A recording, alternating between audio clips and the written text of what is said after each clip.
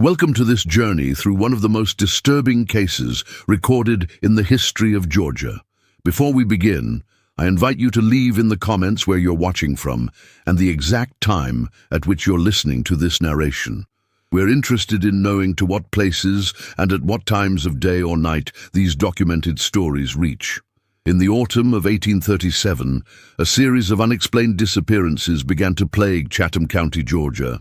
At first, they seemed unconnected, a traveling salesman here, a young woman seeking employment there, but all threads would eventually lead to the grand Harwood estate, perched on the edge of a vast marshland 15 miles south of Savannah. The property was owned by Eleanor Harwood, a woman who had inherited her family's considerable fortune after the passing of her father, Judge Thaddeus Harwood, one of Georgia's most respected legal minds. The Harwood estate was known for hosting elaborate dinners and gatherings for Savannah's elite. Eleanor was considered an exemplary hostess, admired for her intelligence and refined taste. What the fine society of Savannah did not know was that the grand oak-lined driveway leading to the Harwood mansion marked the beginning of a territory where common laws seemed not to apply, where the divide between guest and property became disturbingly blurred. According to county records from 1837, 7 individuals were reported missing in Chatham County between September and December. There were no formal connections made between these cases at the time. The records simply state that investigations were conducted but yielded no substantial evidence. Each case was eventually filed away, chalked up to the hazards of life in the still wild South, where people often disappeared while traveling through dense forests or attempting to forge new lives elsewhere.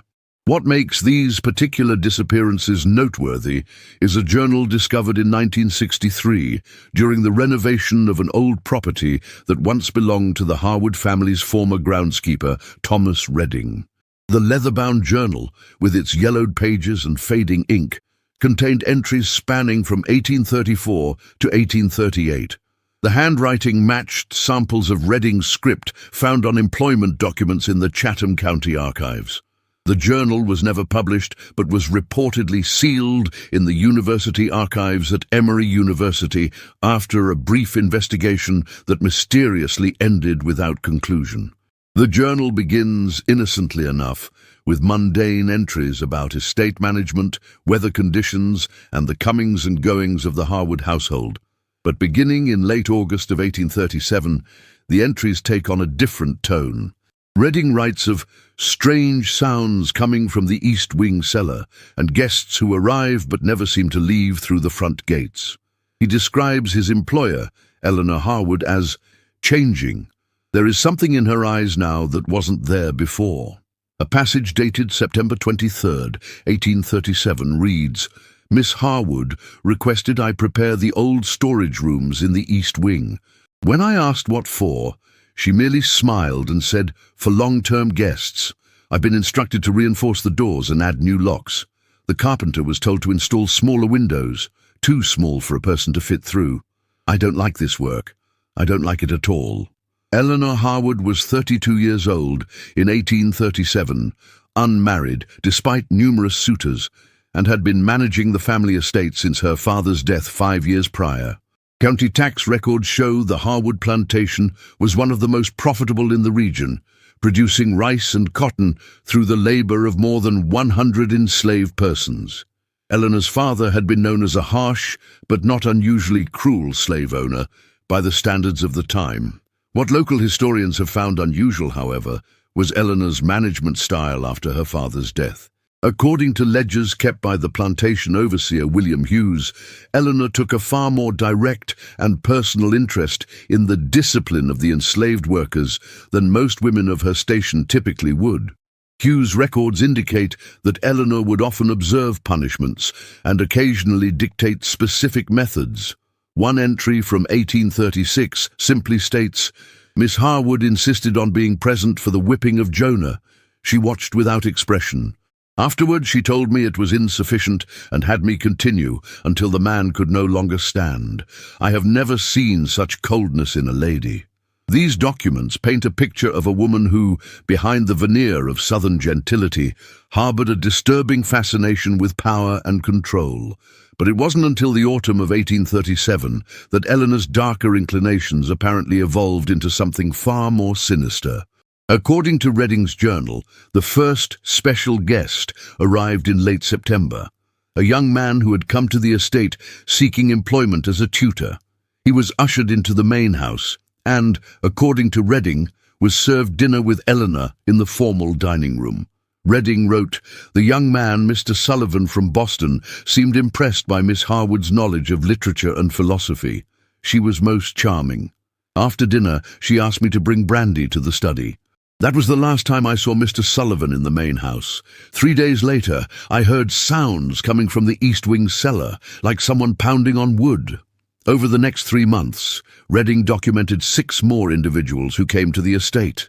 A female seamstress, a male art dealer from Charleston, a young woman answering an advertisement for a lady's companion, a land surveyor, and 2 people whose occupations were not noted.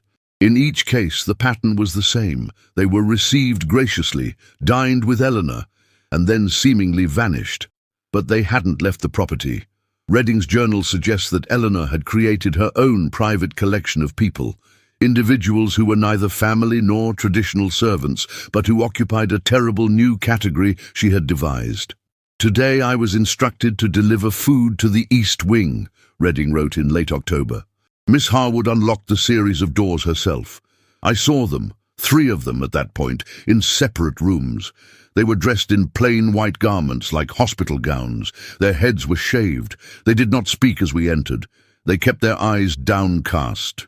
Miss Harwood referred to them as her private collection and said she was improving them through discipline. I was forbidden to speak of what I had seen. The journal indicates that Eleanor had developed an elaborate system of rules and punishments for her captives.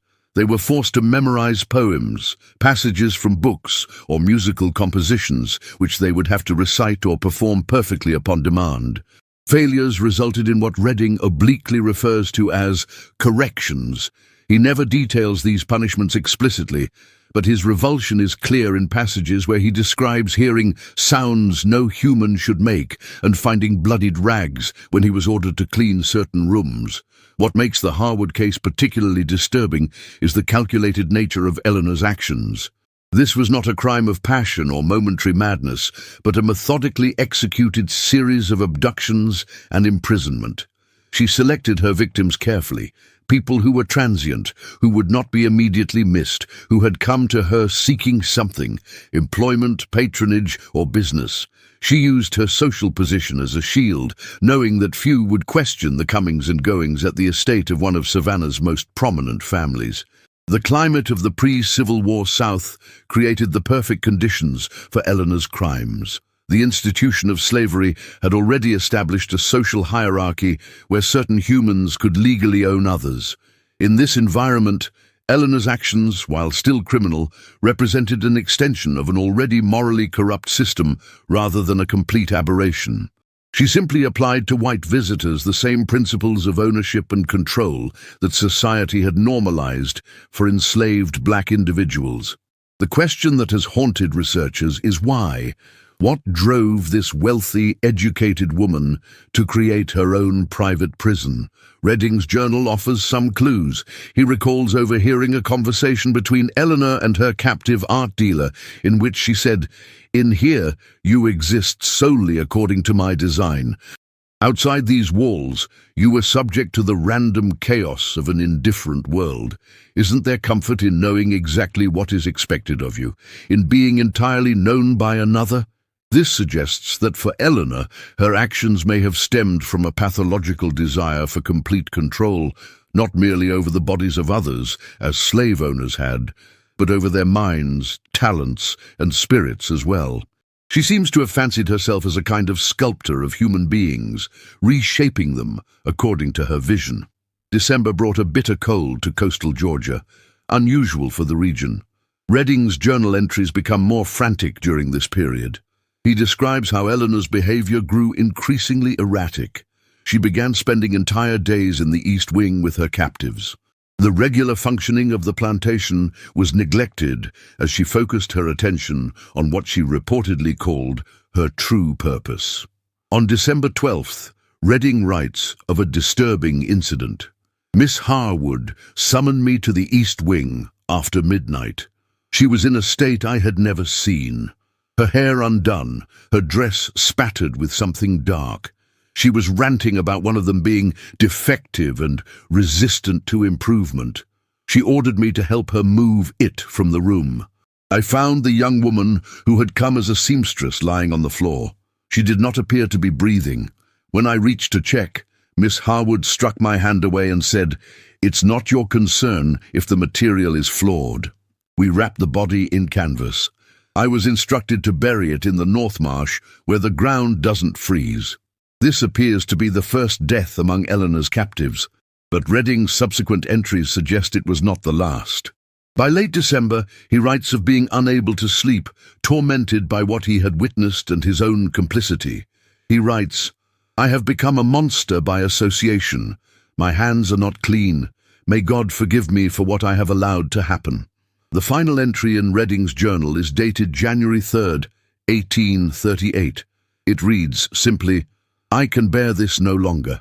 I have written everything down, should someone inquire into these evil deeds. I leave this place tonight. May God have mercy on my soul, for I have dwelled in the house of the devil." What happened to Thomas Redding after he fled the Harwood estate remains unknown.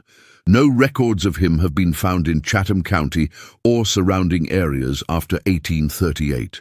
Some historians speculate that he may have changed his name and moved north, desperate to escape the horrors he had witnessed.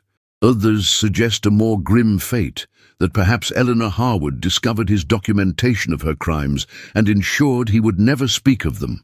As for Eleanor Harwood herself, county records indicate that she continued to live at the estate until 1842, when a fire destroyed much of the main house and the East Wing entirely. Newspaper accounts from the Savannah Republican describe how the fire began in the middle of the night and spread quickly through the wooden structures. Eleanor survived, but 3 unidentified individuals were reported to have perished in the blaze. The newspaper account describes them only as household members, with no further explanation of who they might have been. After the fire, Eleanor left Georgia. Property records show she sold what remained of the estate and moved to Charleston, South Carolina, where she reportedly lived a quiet and reclusive life until her death in 1859. No legal charges were ever brought against her. Her crimes, if Redding's account is to be believed, remained hidden, known only through his journal discovered more than a century later. The remains of the Harwood estate were gradually reclaimed by the marsh. By 1963, when Redding's journal was discovered, nothing remained of the main house or the infamous East Wing.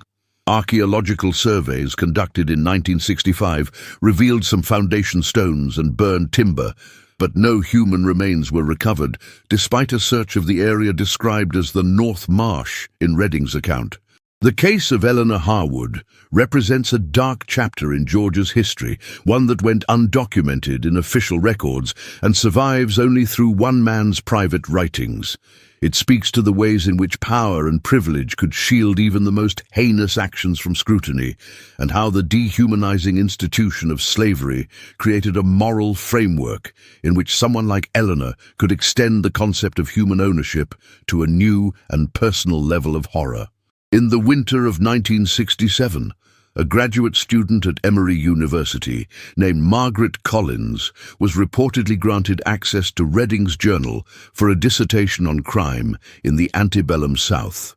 According to university records, Collins spent several weeks studying the document before suddenly abandoning her research and withdrawing from the university program entirely.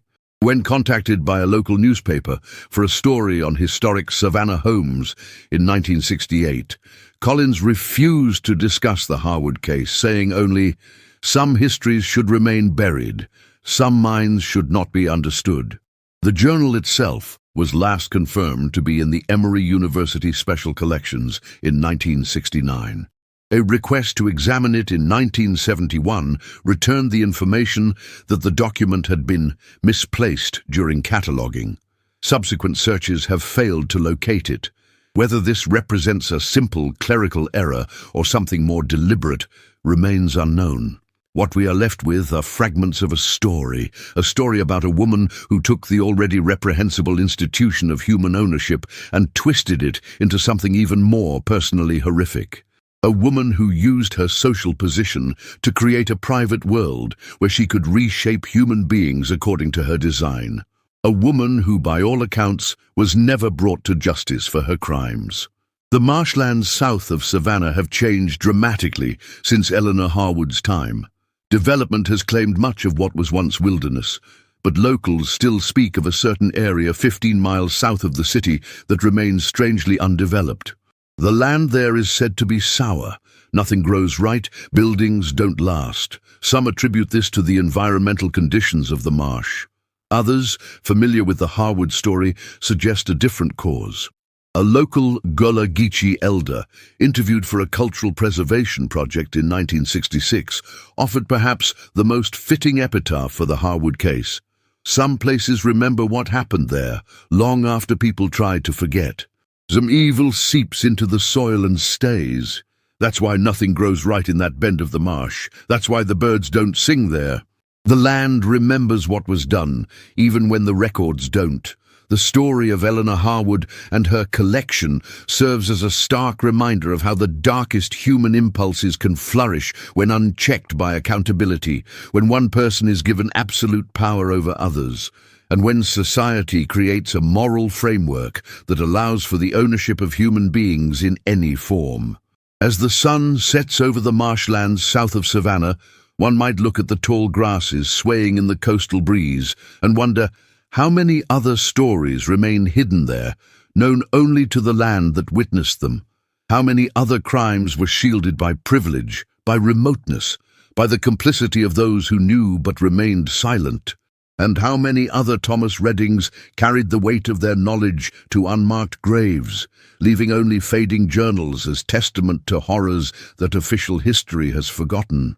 If you ever find yourself driving south from Savannah along the old coastal road, you might pass a stretch of marsh that seems somehow darker than the rest, where the usual chorus of frogs and insects falls strangely silent. Some say that's all that remains of the Harwood estate, not its physical structures, but the echo of suffering that no amount of time can fully erase, a silence that speaks volumes to those willing to listen. A reminder that some chapters of our history were written not in public records, but in private nightmares. In 1968, a survey team working on a highway expansion project reported finding what appeared to be the remains of a small structure approximately where the Harwood East Wing would have stood. According to their field notes, they discovered a section of stone foundation and, beneath it, a small, sealed room containing several pairs of iron restraints anchored to the walls. The discovery was reported to the County Historical Society, but before a proper archaeological investigation could be conducted, the site was bulldozed as part of the ongoing construction. Whether this was due to bureaucratic oversight or deliberate obscuration remains unclear. The Harwood case reminds us that history is not just what is written in official documents or taught in classrooms. It is also composed of whispers, of stories too disturbing to be widely shared, of truths that powerful people work to conceal. Sometimes, the most revealing historical documents are those that were never meant to be historical at all. Private journals, letters, the unguarded thoughts of those who witnessed darkness firsthand. Thomas Redding's final known words, scratched hastily on the last page of his journal, serve as both warning and lament. I have seen what becomes of a person who believes others exist merely for their use. I have seen how such a mind works, how it justifies, how it transforms atrocity into purpose. And I fear not just for those who fell into her hands, but for my own soul, tainted by proximity to such evil. Some sins cannot be undone. Some memories cannot be escaped. May God have mercy on us all. The story of the Harwood estate and Eleanor's collection has never been fully verified beyond Redding's account. It exists in that shadowy realm between documented history and dark legend. But perhaps that is where the most unsettling truths often reside, not in what can be definitively proven, but in what we fear might be true. In the possibility that behind the elegant facades of antebellum mansions, behind the carefully maintained veneer of southern gentility, there lurked horrors that few were brave enough to record and fewer still were willing to remember. As night falls over the Georgia marshlands, as the mist rises from the ground where the Harwood estate once stood, one might wonder, in a society that permitted the ownership of human beings, what other perversions of humanity might have flourished in the shadows? What other Eleanors might have existed, their deeds unrecorded, their victims unremembered? The wind through the marsh grasses sometimes sounds like whispers, like voices just below the threshold of understanding. Perhaps they are just the natural sounds of the coastal wilderness, or perhaps they are echoes of those who were erased not just from life, but from history itself, those who entered the grand front doors of the Harwood estate as guests and found themselves transformed into possessions, their very humanity denied by a woman who saw people as materials to be shaped by her will. In the end, the most haunting aspect of the Harwood case may not be what we know, but what remains forever hidden. Buried in unmarked graves, lost in uncatalogued archives, or consumed by the fire that ultimately claimed the East Wing and its secrets. Some doors, once opened, can never be fully closed again. Some knowledge changes those who possess it. Just ask Thomas Redding, who fled into the night and disappeared from history, carrying the burden of what he had witnessed. Just ask Margaret Collins, who abandoned her academic career rather than continue to delve into the darkness of Eleanor Harwood's mind. Some histories, it seems, are too heavy to carry, some truths too disturbing to face, and so they remain in the shadows, half remembered, half forgotten, like the Harwood estate itself, claimed by marsh and memory, a place where evil was done but justice never came.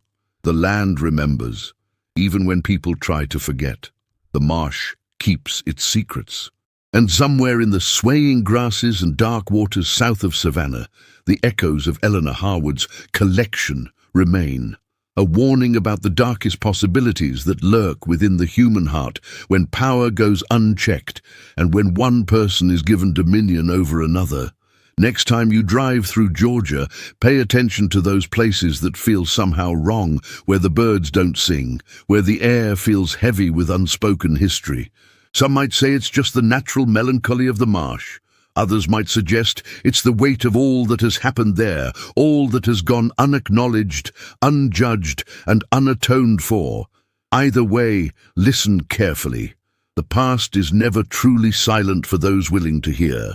In the spring of 1964, a local historian named Robert Caldwell began interviewing elderly residents of Chatham County about their family histories. Among those he spoke with was Abigail Mercer, then 92 years old, whose grandmother had been a house servant at a neighboring plantation to the Harwood estate.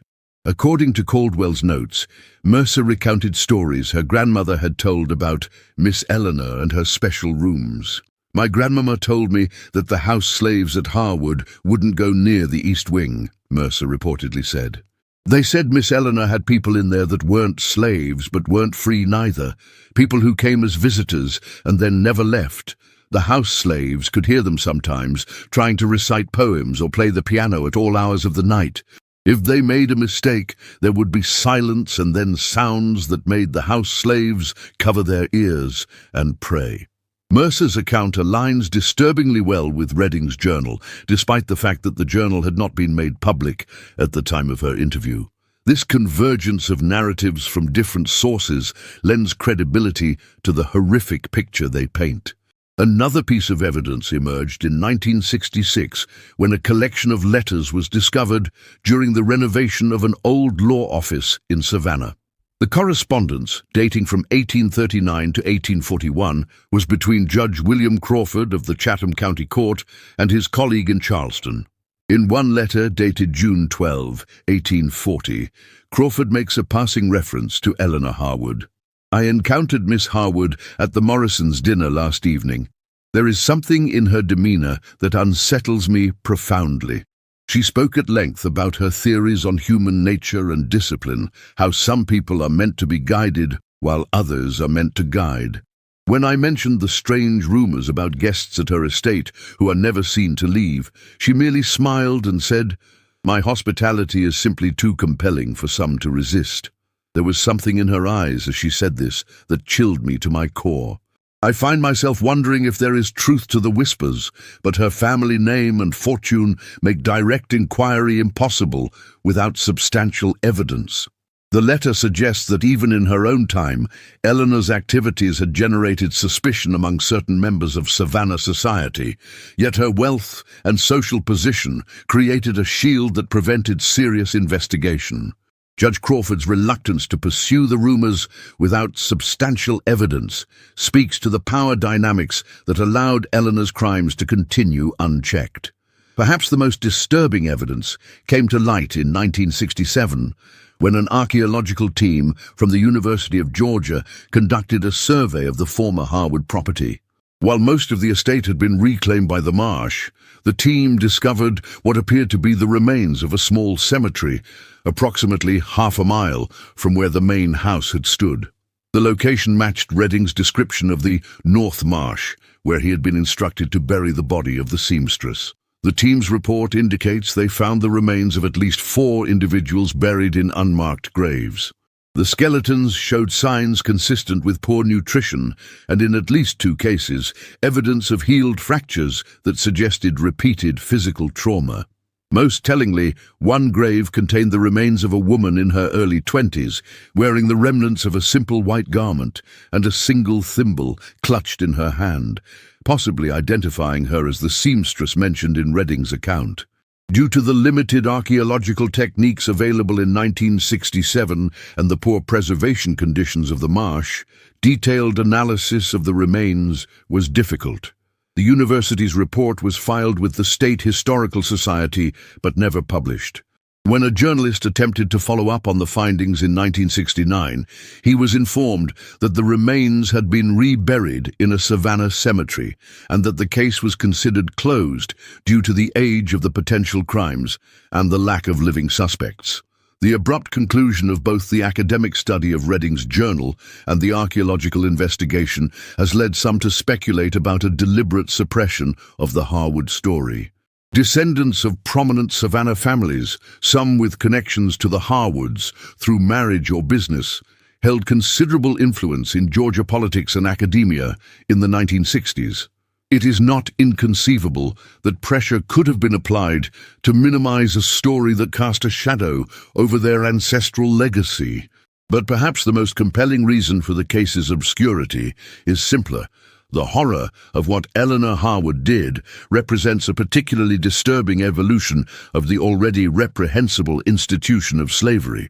It serves as an uncomfortable reminder that the moral framework that allowed for human ownership created conditions where even more personal and idiosyncratic forms of domination could flourish. Eleanor Harwood took the central premise of slavery, that one human could own another, and adapted it to suit her own psychological needs. Rather than exploiting people primarily for economic gain as traditional slave owners did, she collected them for her personal entertainment and satisfaction. She created a private world where she could exercise absolute control, reshaping her captives according to her own vision of what they should be. This represents a form of evil that is difficult to categorize or comprehend.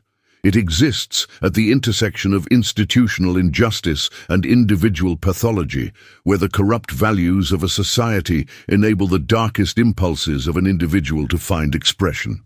In 1968, a psychology professor from the University of North Carolina reviewed what was known of the Harwood case as part of a study on historical examples of captivity and control. His assessment was both clinical and chilling. What makes the Harwood case particularly disturbing is the apparent absence of traditional motivations for such crimes. There is no evidence of sexual sadism, financial gain, or conventional revenge. Instead, we see something more abstract, a fascination with dominion itself, with the reshaping of human beings according to one's personal aesthetic.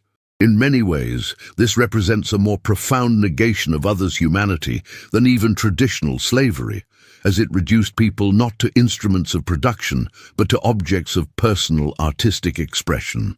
This framing helps explain why the Harwood case remains so unsettling, even by the standards of historical atrocities. Eleanor didn't just deny her victims their freedom, she sought to erase and rewrite their very identities.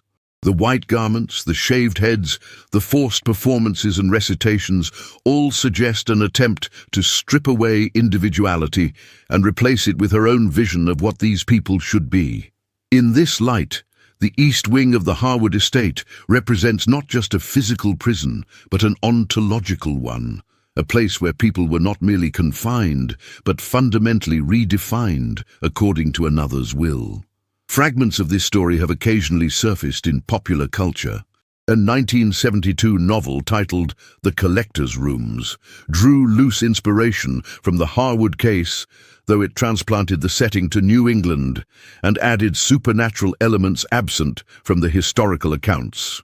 A 1989 documentary on unsolved crimes in the American South included a brief segment on the Harwood case, but was criticized by historians for sensationalizing the limited evidence and drawing unsupported conclusions.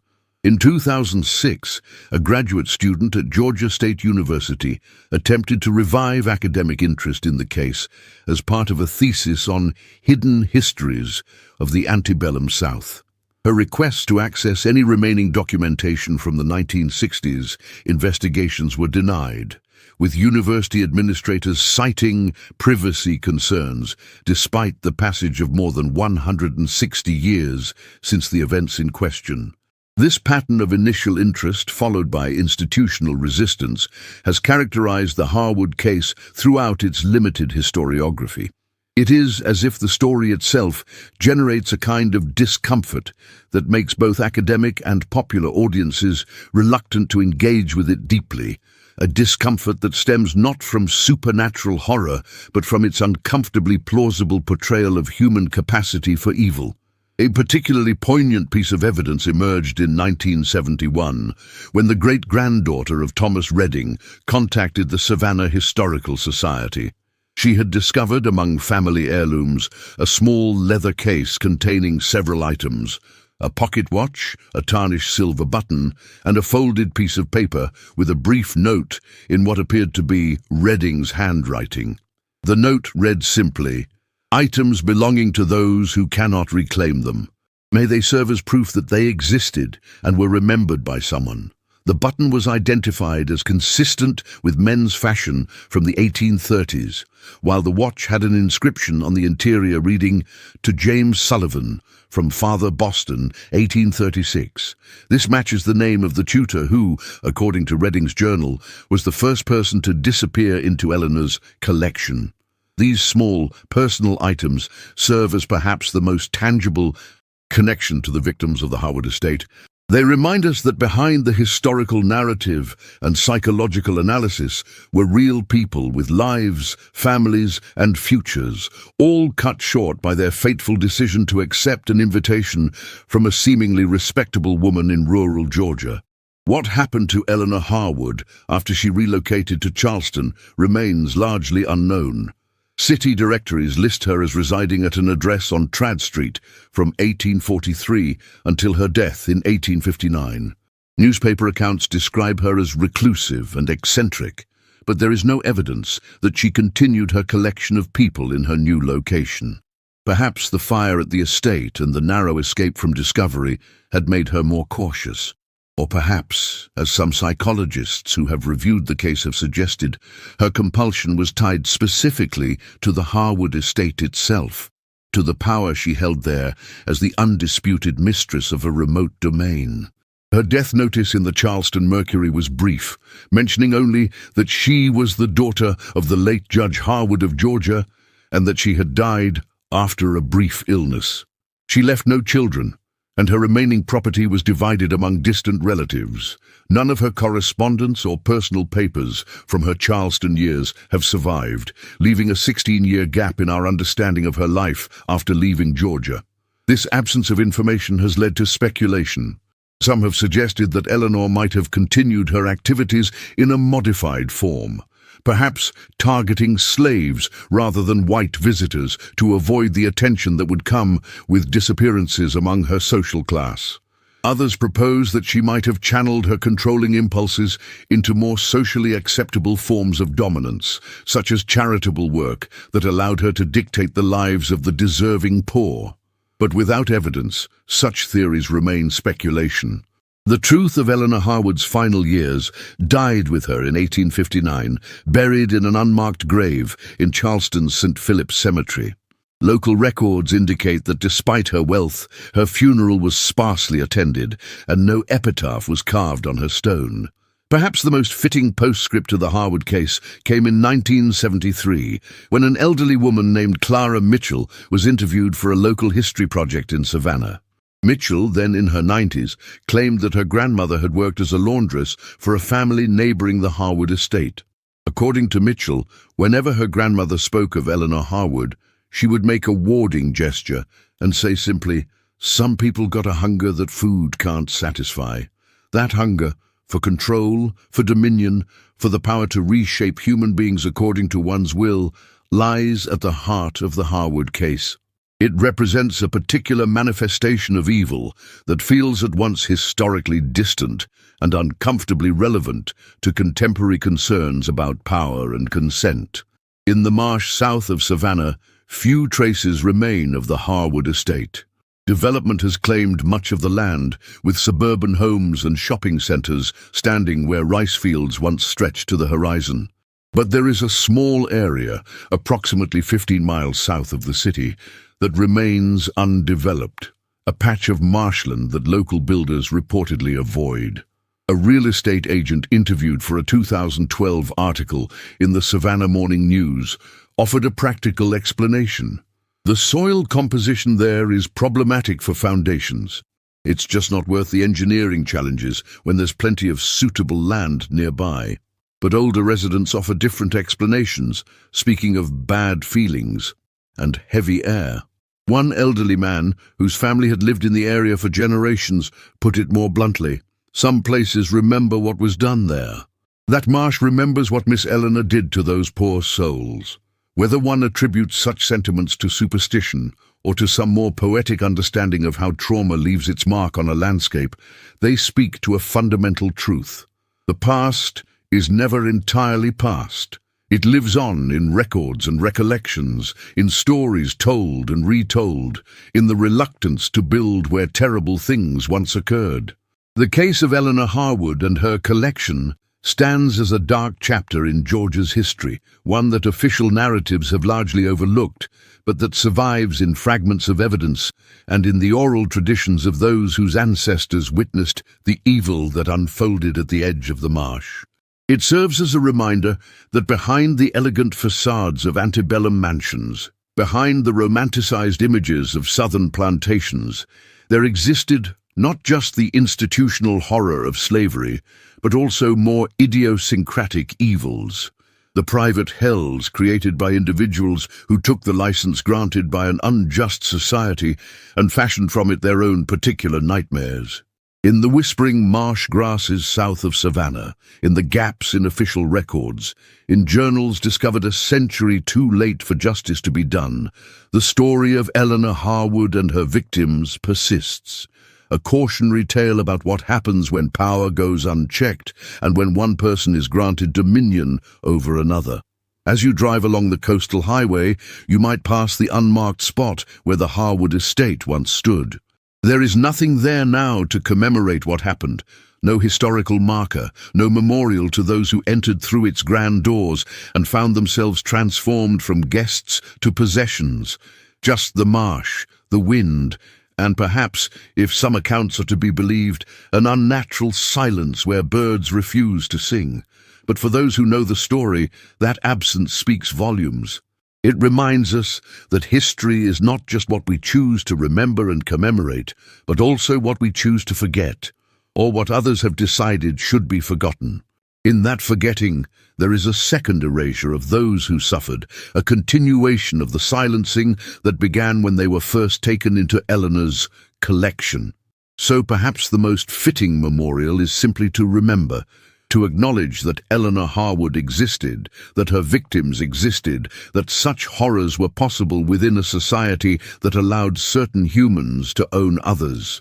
To recognize that the seeds of her particular evil were planted in the broader evil of her time, and to remain vigilant against the forms of dehumanization that might allow similar horrors to take root in our own. In the words Thomas Redding scratched into the final page of his journal before disappearing into history, "I bear witness. Though no justice may come in my lifetime, though no stone may mark their resting places, I have written their story. They were here, they suffered, and someone remembered." As the sun sets over the Georgia marsh, casting long shadows across the landscape where the Harwood estate once stood, we too can choose to remember, to bear witness across the centuries to lives cut short by one woman's terrible hunger for control.